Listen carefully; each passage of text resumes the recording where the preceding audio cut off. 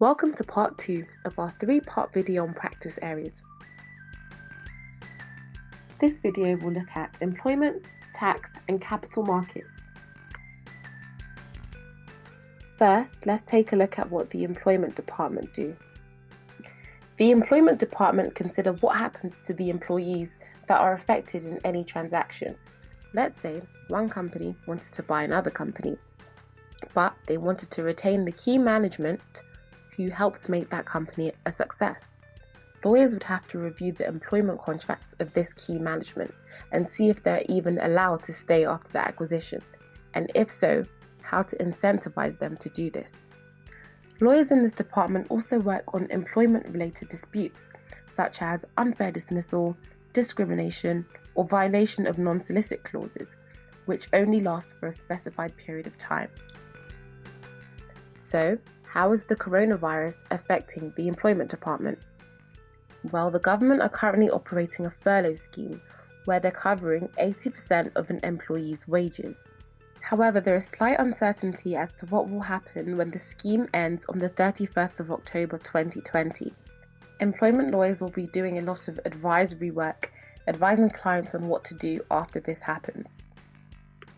If companies decide to make many of their employees redundant after the furlough scheme, employment lawyers would need to advise on how to do this in a procedurally fair way to avoid litigation. Let's move on to tax. A tax lawyer helps clients with tax-related issues. One of the main things tax lawyers do is try to figure out the most tax-efficient way to structure a transaction. So let's say company A wants to buy company B. Tax lawyers would work out the most tax-efficient way of structuring the transaction. We will be releasing a video that goes into more detail on this. So again, let's consider how the coronavirus will affect tax departments. Lawyers will be advising a lot of clients on how to pay off their tax debts in a way that it's not too overwhelming to their companies. The government has relaxed tax deadlines for now, but they are all due in March 2021. Let's move to capital markets. Put simply, capital markets is the money market. In the capital market, you're linking the people who are looking for capital with the people who are willing to supply the capital. Generally, companies and governments look for capital, and financial institutions and investors supply the capital. Capital markets is split into equity finance and debt finance. Equity finance is where money is given in exchange for a stake in the company. This is done through an IPO, an initial public offering, or by selling shares by publicly listing them on the stock exchange. Only companies can issue shares.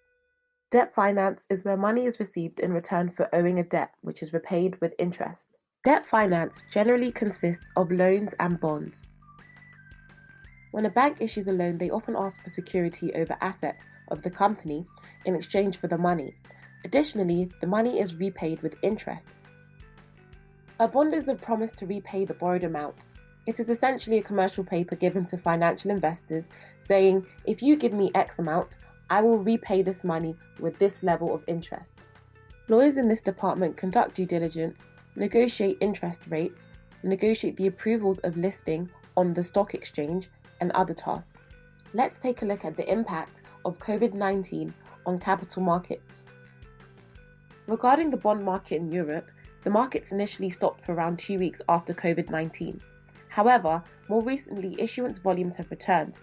It's difficult to predict the long-term impact, but for now, they seem largely unaffected. Initially, when the markets slowed down, debt finance lawyers probably found their work quite slow. But as the markets have picked up again, and issuance of bonds has picked up again, their work will be relatively unchanged.